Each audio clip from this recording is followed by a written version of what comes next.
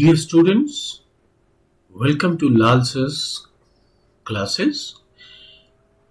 In this particular video, we are going to understand Lady Lazarus by SYLVIA Plath.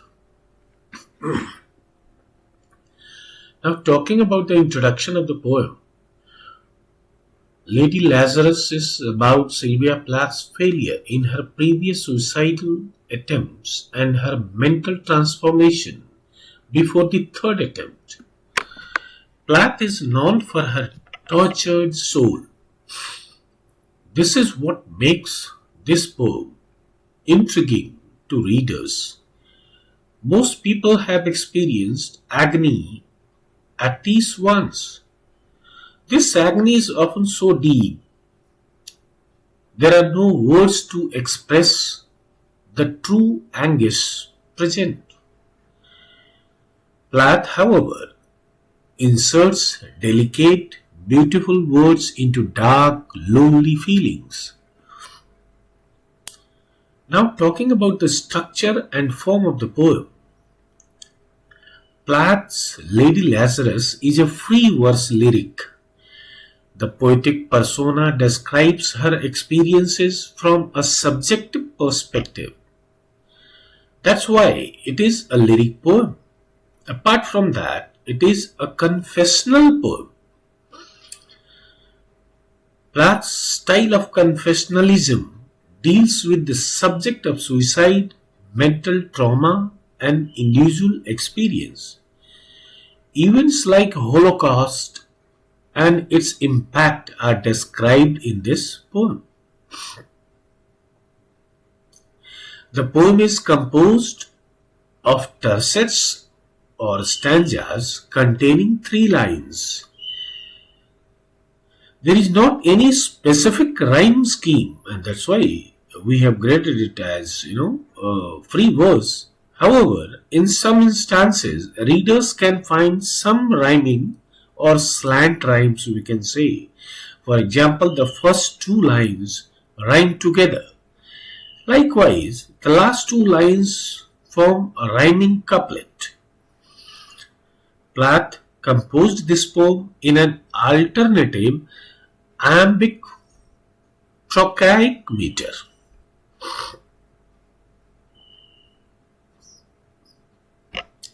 Now, talking about the historical context of the poem, the poem Lady Lazarus was published in 1965 in Sylvia Plath's poetry collection, that Ariel. Okay. It was published 2 years later, her suicidal death. From Plath's biographical sketch, it can be known that she had suffered through depression and existential crisis. She attempted suicide several times.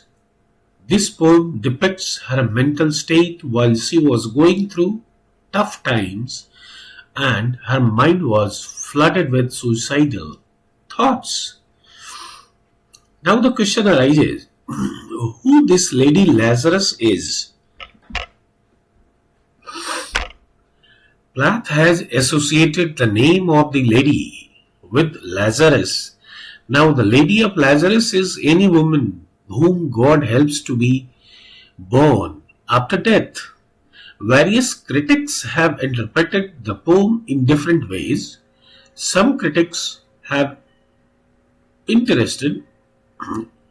some critics have given it more like interested in the geographical and personal interpretation, think that the poem is confessional. But before her death, in an interview given to the British Council, she denied that Lady Lazarus is confessional. That is her perspective actually. Plath says the following extract that she felt like Lazarus of the Bible. And therefore, now it becomes pertinent to understand the myth of Lazarus. Sylvia Plath has taken the character of Lazarus from the book of St. John, chapter 2, where Christ has come to raise Lazarus live from his grave. Jesus asked the Jews to remove the stone from the grave of Lazarus. This having been done, Jesus cried with a loud voice, "Lazarus, come forth." She thinks of herself as a rotting corpse, not the smiling woman of only 30 that she sees when she looks in the mirror. She reveals an obvious disappointment that she has not been able to die when she compares herself to a cat, concluding that it will probably take many more attempts to reach death. Now, talking about the feminist element in Lazy Lazarus, in many of her great poems, Sylvia Plath has taken up the problem of male tyranny over enslaved women. Such poems are Ariel, Parda, Fever 103. Thus, Sylvia Plath is said to be a forerunner of the feminist women. In the last poems, the women are meek or submissive, but they are of aggressive nature that encourages them to challenge men and overpower them. It has to be and the power over them. In such poems, there is the spirit of assertion of individual value to overcome the reflections of social institutions. In Plath's poems, men are represented as physical superior to women. The biblical allusion in Lady Lazarus, the word Lazarus is taken from the parable of John in the Bible. Lazarus came back to life after Jesus Christ called him from his grave, saying, "Lazarus, come out," that we have seen. But there is another biblical reference here. Lazarus is also a name of the diseased beggar in the parable of Saint Luke, where Lazarus went to heaven and the rich man went to hell. Similarly, the word Lady Lazarus carries many meanings. One meaning is a woman of good family. It also means a woman whose husband is higher in rank than a baron, or the daughter of a nobleman, not lower than an earl. Thus, the speaker of Lady Lazarus is any woman for whom the polite way of address may be lady. They show that the female Lazarus, the speaker of the poem, is connected with resurrected Lazarus. We will discuss the theme of death and resurrection as well, rebirth and resurrection. The Sylvia's faith in rebirth or resurrection. Let's see. The poem begins with the symbols of Nazi outrages in Europe. She thinks that physical death is nothing, as she says in the following stanza, "And I, a smiling woman, I am only 30, and like the cat, I have 9 times to die." The paraphrase, she thinks of herself as a rotting corpse, not the smiling woman of the only 30 that she sees when she looks in the mirror. She reveals an obvious disappointment that she has not been able to die when she compares herself to a cat, concluding that it will probably take many more attempts to reach death. These lines show death or grave is not the place of final destruction. She believes, like the Eastern mystics, that there is life after death as well. So this point is very important to note here. She believes in life after death. Now let's understand. The autobiographical element in Lady Lazarus becomes important here to note. The poem Lady Lazarus is an autobiographical poem. The theme of the poem is death. She enumerates her suffering and her death, wished by narrating the sad events of her life. In the year 1953, when she was at Smith College, she felt quite lonely. You know, the black shadow of her father's miserable death caused her great despondency. This feeling of sorrow she has suppressed as the painful poem Daddy. However, we can say that this poem is not so autobiographical as it is philosophical. I mean, both the elements are there, but then when we compare the elements, we find uh, the element of philosophy to be the supreme. Now, her philosophy of it is of initiation, true love, service, death, and rebirth. This poem, Lady Lazarus, has used three mythological stories of Lazarus, who was dead but who came out of grave when Jesus personally asked him to come out. Then Lazarus got revived and came out of the grave. Thus, this poem tells us about the initiation, death, and rebirth.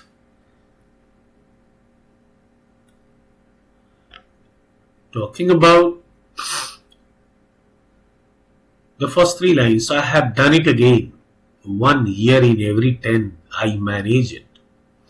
The paraphrase goes like this. The poet is making a reference to suicide. She confesses that she has attempted suicide once every 10 years of her life. After comparing her personal suffering to that of Jewish people, Plath starts to explain to the readers why she has attempted suicide so frequently. Let's see line number 4 to 9. A sort of walking miracle. My skin bright as a Nazi lampshade. My right foot a paperweight. My face a featureless fine Jew linen. Paraphrase goes like this. She compares her skin to a Nazi lampshade. In the second stanza, this explains that Jew's skin was utilized by the Nazis to produce lampshade. Plath compares her own pain to that of others in Nazi concentration camps using this dreadful symbolism. The speaker compares her right foot to a paperweight to demonstrate the depth of her pain. This analogy demonstrates to the reader how Plath's suffering weighed heavily on her. She lacks a sense of identity. We can very well say that. She feels like a nameless face that no one would spot in the crowd. She also said that her face is like the fine Jew linen. Before being placed in the tomb, the body of Lazarus was wrapped in Jewish linens, and thus the reference. Now talking about the next stanza, we find line number 10 to 15, we see, peel off the napkin of my enemy. Do I terrify? The nose, the eye pits, the full set of teeth, the sour breath will vanish in a day. Paraphrase goes like this. She challenges readers to peel off the napkin and see the real her when she says peel off the napkin. She doesn't think anyone would want to get to know her well or go beyond her soul. She thinks that if they did, they would be petrified.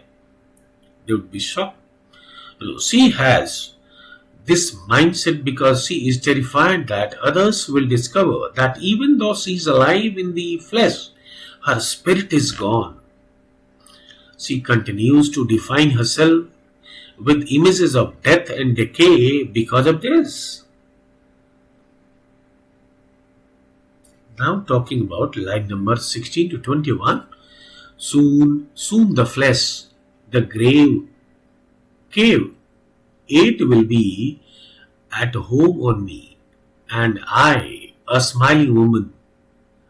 I am only 30, and like the cat, I have 9 times to die.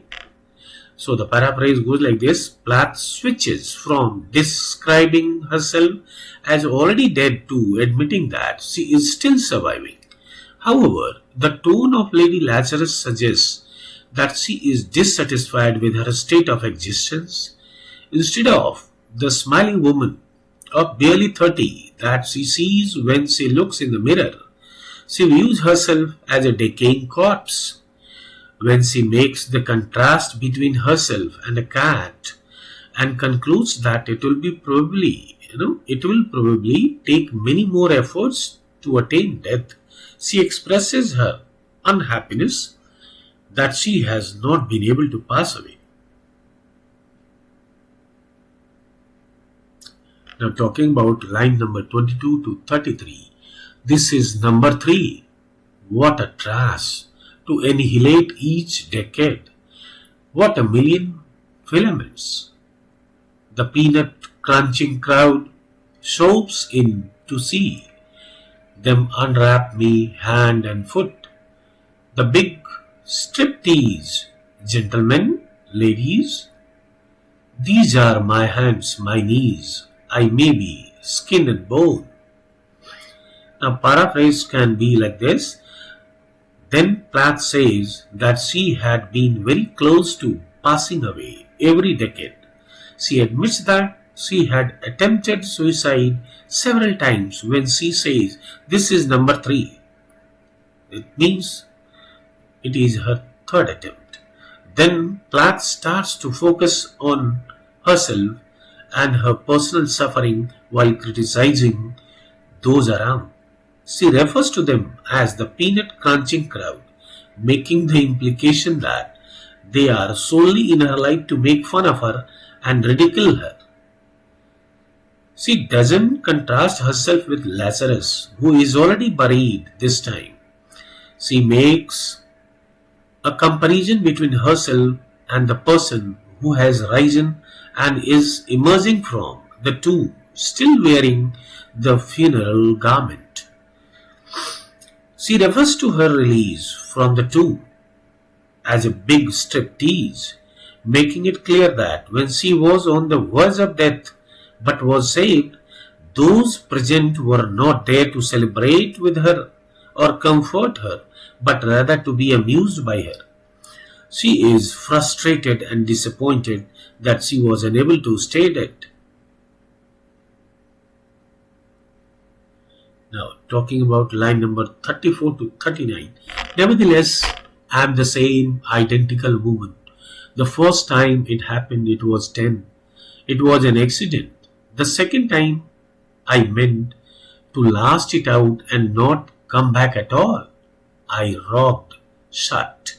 Now, paraphrase can go like this. She is still the same person she was before her death experience, according to this stanza. The first time was an accident, and Plath was only 10 years old. She recalls that. It is evident that Plath's first unintentional near-death experience traumatized her, but also made her yearn for another taste of death.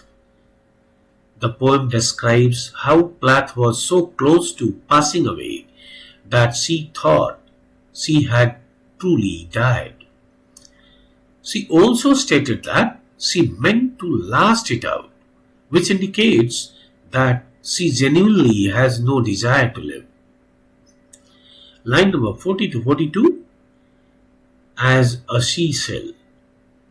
As a seashell, they had to call and prick the worms off me like sticky pearls. She claims, paraphrase, goes like this. She claims that she kept herself shut like a seashell during her second death experience. The metaphorical seashell alludes to the body in which her soul was imprisoned. She made an attempt to liberate her soul from her decaying self by cracking through the shell. The people who had discovered her at that point had pulled her from the suffocating space. If she had died, she believes they would have picked worms off her like the sticky pearls. She calls the worms pearls in this instance.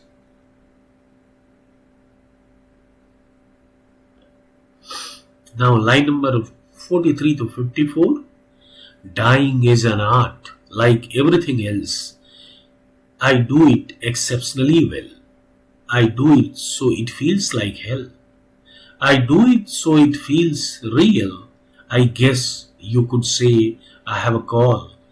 It's easy enough to do it in a cell. It's easy enough to do it and stay put. It's the theatrical comeback in broad day to the same place, the same face, the same brute amused shout. Now paraphrase. Plath views dying as an art form similar to everything else, and she is very good at it. She claims she is constantly practicing the art of dying in the first few lines. It implies that she is always plagued by thoughts of suicide. She claims that it makes her thoughts feel like hell. When she says that dying is her call, it means that she believes her only purpose in life is to pass away. She admits that the only respite she found from pain, emptiness, and numbness came from her close encounters with death. But each time she experiences the brink of death, she ultimately survives only to return to her previous torment.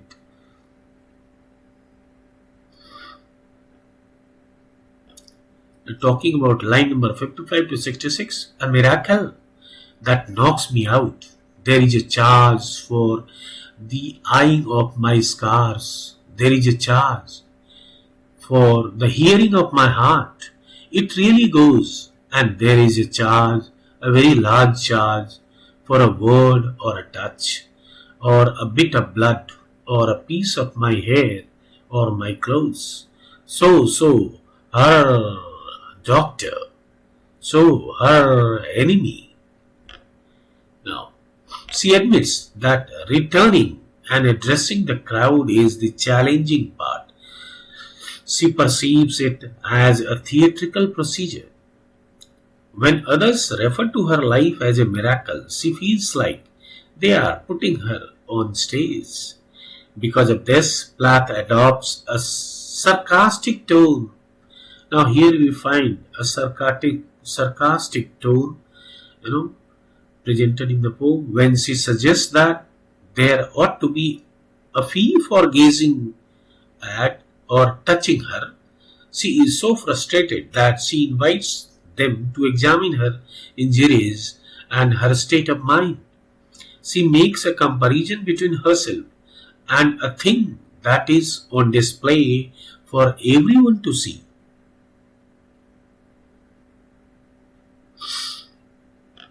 Now talking about line number 67 to 72. I am your opus.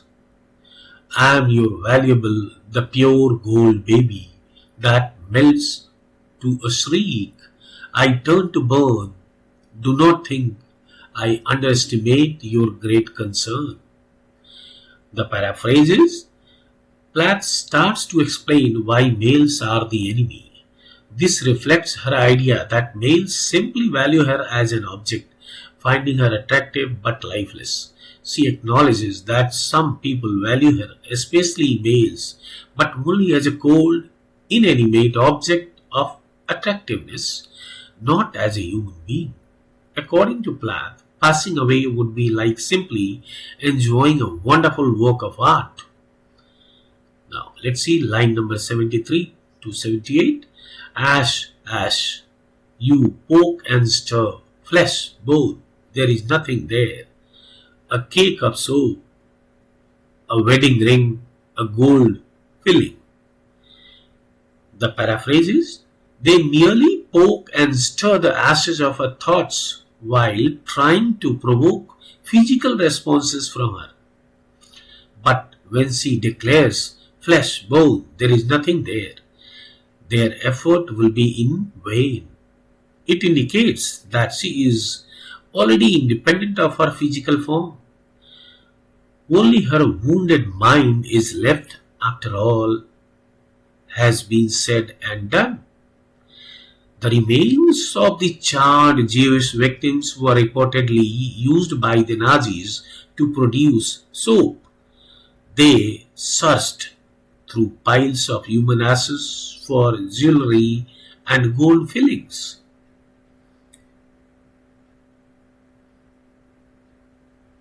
Line number 79 to 84, let's see. Her God, her Lucifer. Beaver, beaver, out of the ash I rise with my red hair, and I eat men like air. Now, paraphrase, we can put it like this. She goes on to blame the God, the devil, and men, highlighting the fact that both God and Lucifer, that is the devil, are males. This demonstrates her feelings of helplessness with men. She warns everyone to beware. She might decide to quit trying to kill herself and seek vengeance on men rather than on herself. Or she intends to avenge men by returning in the afterlife as an immortal. The real hair hints the mythical bird known as the phoenix, which was the ability to burn up and then rise from its ashes. In any case, Plath reminds men worldwide that she is no longer their helpless victim and that she is prepared to take on any. We find the boldness of the poetess very beautifully expressed in the last stanza. Now, there is a reference to note here. In the view of the Testament of the Bible, Lazarus is a man who rises from the dead at the command of Jesus Christ. Now, we can find the line is also quoted. The title of this poem, Lady Lazarus, the lady without a doubt referring to Plath herself. It is noticeable here, as this is an example of confessional poetry, the Lazarus being an allusion, indirect reference. So allusion is poetic devices. One of the poetic devices that she has used here, allusion, to the biblical figure, is an accurate indicator of the consent of the poem. This is the content of the poem that Lady Lazarus presents, is about Plath's third attempt at suicide and her subsequent resurrection. We can see in lines 65 to 79, Plath develops the speaker's contempt for the doctors who brought her back to life. And that's why she called them enemy. Now, through this, Plath develops the character's paranoia. Now, if you talk about the paranoia, this is a psychotic disorder.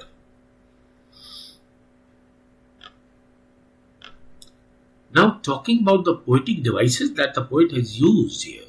In lines 65 to 66, Plath uses apostrophe to address those doctors. So her doctor, so her enemy.